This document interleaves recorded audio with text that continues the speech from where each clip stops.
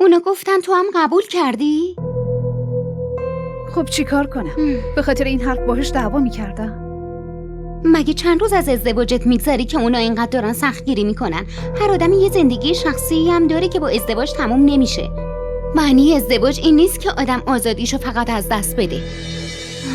رامشا، من نمیخوام از همون روز اول زندگیمو خراب کنم، میفهمی؟ اون که چیز بی جایی ازم نخواسته.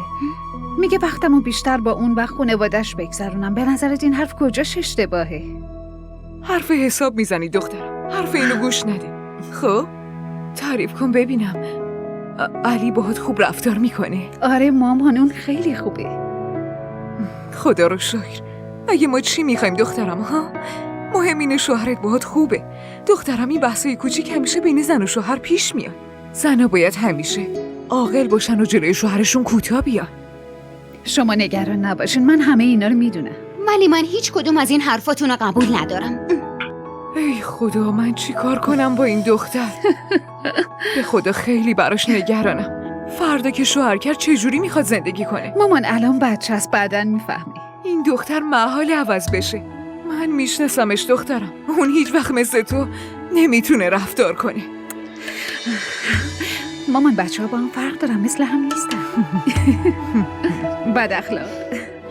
کی فکرشو میکرد که کبوتر نامه رسون دوباره پیداشون بشه؟ اونم تو قرن 21. ببخشید جریان کبوتر چیه؟ خب چاره ای نیست. به نظرت هست؟ چون که تو واتساپ که نمیشه برات چیزی فرستاد، ولی میتونی با کمک کبوترای قرن 21 برات نامه بفرستی. خودت هم میدونی که داری بیادب میشی. تو همه دوره ها به کسی که حقیقتو میگه میگن بیادب. رامشا، تو اونقدر بچه هم نیستی که ندونی کجا چی باید بگی. لازم بود با علی از اون شوخیا بکنی ها؟ در مورد ازدواج من بهش تیکه میندازی و مسخره بازی در میاری.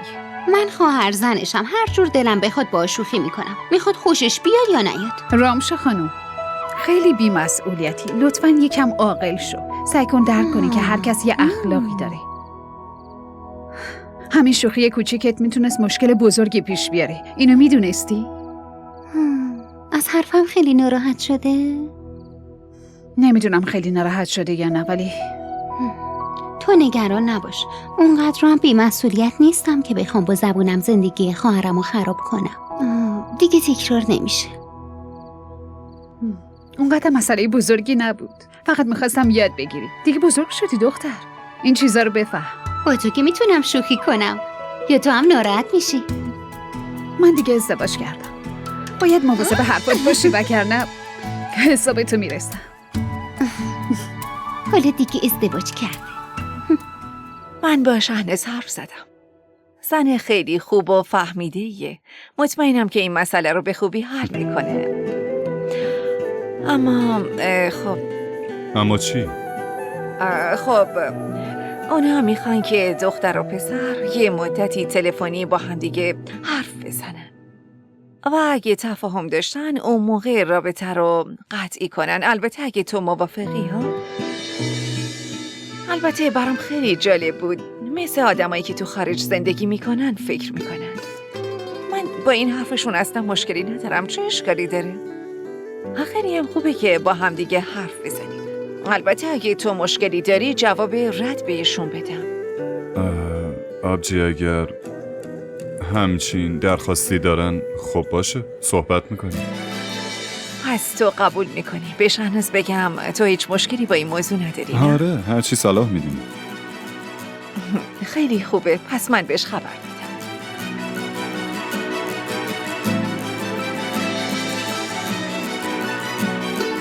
راستش من بودم که خواستم با شما صحبت کنم و یکم با هم آشنا بشیم. میدونی چیه شهرزاد؟ اینقدر برام خواستگار میاد که خودمم خسته شدم. بدون شناخت نمیشه کسی رو انتخاب کرد. واسه همین تصمیم گرفتم برای یه بارم که شده با خواستگارم صحبت کنم و اونو بشناسم. من فکر بدی در مورد شما نکردم که دارید توضیح میدید. این اتفاق مهم زندگیتونه. پس حق دارید در موردش فکر کنید و بعد تصمیمتون رو بگیرید. ولی شما اینطور فکر نمی کنید که با حرف زدن از پشت تلفن اندازه کافی نمیتونیم همدیگر رو بشناسیم؟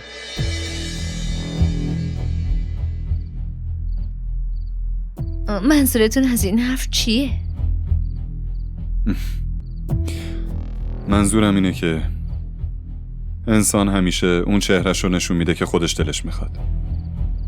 شناختن باطن آدم ها سخته، ولی اگه مدتی با هم باشن تا حدی میتونن همدیگر رو بشناسن.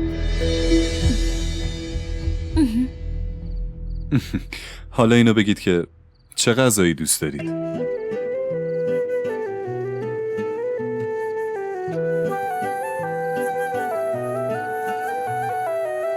चाहे दीद तेरी नैनों की आदत बुरी तुम थे वो अजनबी थे सामने लापता जितना मिलते गए होते गए तुम जुदा مرسی. به به، چاییه چقدر خوشمزه شده. خدا رو شکر. بالاخره یه بار از یه چیزی خوشت اومد. ولی من همیشه چای خوشمزه درست میکنم. رامشا کوفته خیلی دوست داشت، اما کوفته‌ای که من درست میکردم. مامانم هم که بریونیمو دوست داشت. داداشم هم هر وقت میومد میگفت برام پیتزا درست کن. اون همیشه من میگفت علاقه‌ای به شنیدن داستانای خانوادگیت ندارم. مگه چی گفتم؟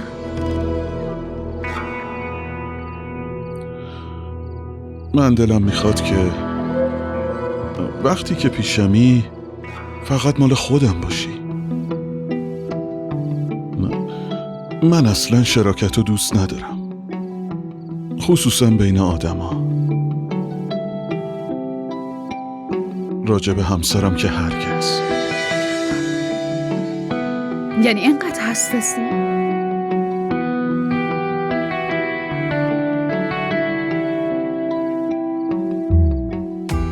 خیلی زیاد. میخوام که وقتی که پیشمی آدما که هیچی، حتی تو فکرتم خیال کس دیگه ای نباشه.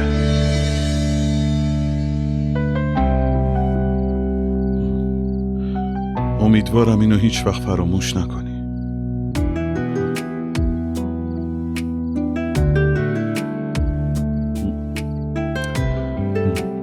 خوشمزه است.